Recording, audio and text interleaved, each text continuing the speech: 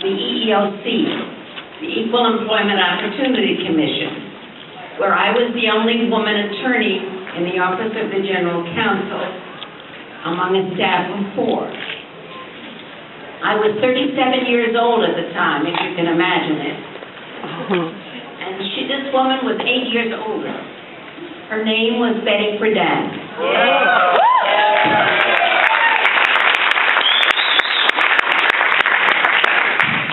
The EOC was a fairly new agency whose job was to handle complaints of employment discrimination by employers, employment agencies, and labor unions based on race, color, religion, sex, and national origin.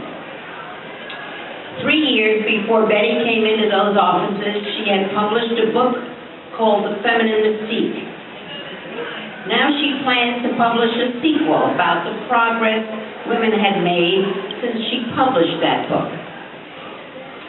She was there to interview my boss, the General Counsel, and his deputy.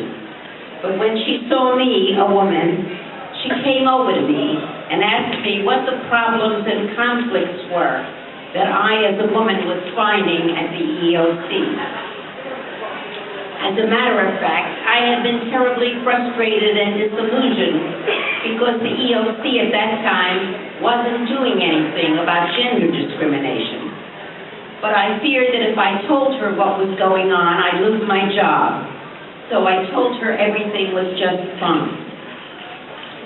But shortly thereafter, when she came back a second time, I was feeling particularly frustrated at the EOC's failure to implement the law for women, and I invited her into the privacy of my office.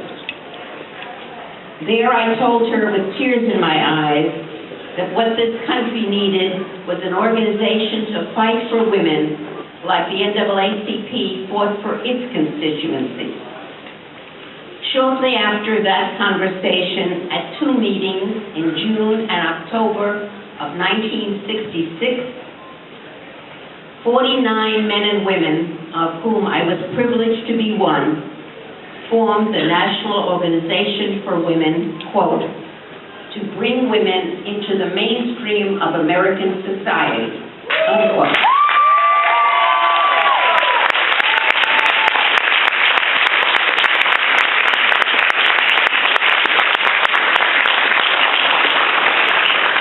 The rest is history.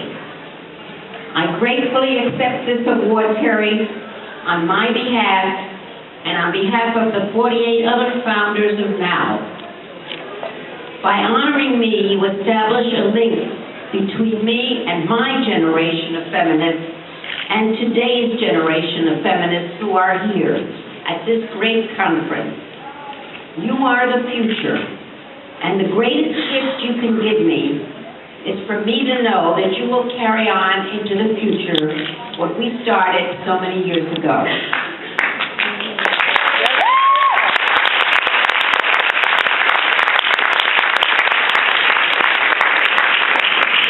And so I'd like to end my remarks by sharing with you the words of the late Ted Kennedy at the 1980 Democratic National Convention.